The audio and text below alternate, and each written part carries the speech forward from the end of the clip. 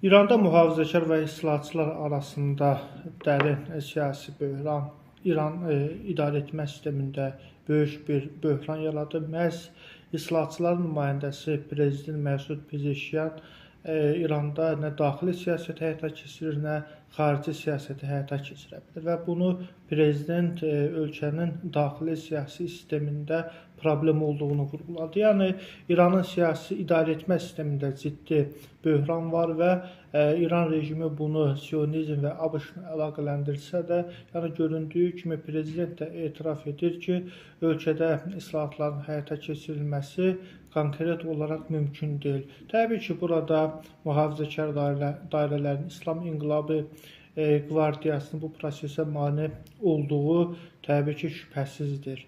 Qeyd edim ki, İranda demək olar ki, iqtisadiyyat, hərbi və bir çox sahələr İran İslam İnqilab Keşikçilər Korpusunun nəzarətindədir və bu qrupda İran ali dini rəhbəri Əli Xamneyə tabidir və onlar da İranda daxili siyasi islahat, həmçinin xarici siyasəti islahatların həyata keçirilməsinə prezidentə imkan vermirlər və onlar məhz prezidenti öz nəzarətində saxlamaqla nə qonşularla, nə də qərblə əməkdaşlıq müstəvisində normal siyasətin həyata keçirilməsinə imkan vermir.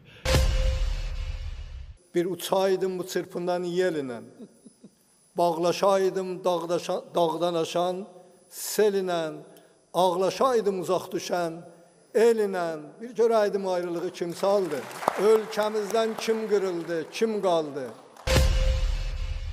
Göründüyü kimi proses daha da dərindir və bu da növbəti mərhələdə İranda siyasi sistemin çöküşünə gətirib çıxara bilər. Sosial problemlər, iqtisadi problemlər və bu müstəvidə hökumətin də həyata keçirmək istədiyi islahatlar da bu problemlərin həllinə tamamilə imkan vermir. Çünki proses fundamental bir böhranla üzləşib. Bunun yalnız çıxış yolundan ibarətdir ki, sistem tamamilə dəyişməli və yaxud burada İslam İnqilabı Mühafizəkarlar Qvardiyası, bəsis qüvvələri, xüsusilə mühafizəkar sistem tamamilə siyasətdən getməlidir. Prezident Məsud Pezeşkiyan da əsas mesajı bundan ibarətdir ki, hazırda mühafizəkar sistem, dini sistem İranın inkişafının qarşısında duran əsas sədddir. Ona görə də o etiraf edir ki, o bu sistemlə bacara bilmir.